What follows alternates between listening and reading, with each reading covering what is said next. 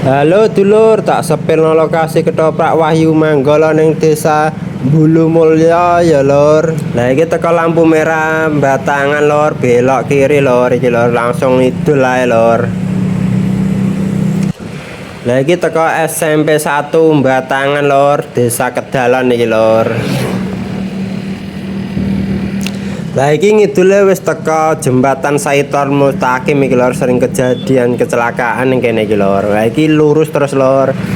Lah iki wis teko pasar Kuniran lur, belok kanan iki lur, anut terdam iki lur. Lurus ngulon iki lur.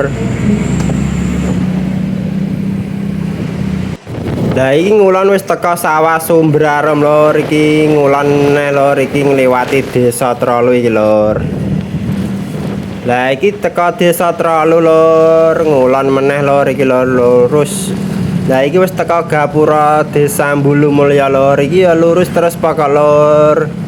Lah iki wis teko simpang Bulu Mulya lur, iki Masjid Jos lur. Lah iki lurus ae lur. Lurus arah Juwono iki lur, lurus ae iki lur, pokoke lur, aja menggok-menggok lur, nek menggok malah ketemu dalan elek engko ya lur. Lah iki lurus ngulon ya wis teko iki lur. Wis ana main-mainan iki lur. Lah iki apa ana bakul pop es barang lur. Lah ana pertigaan iki belok kiri iki lur.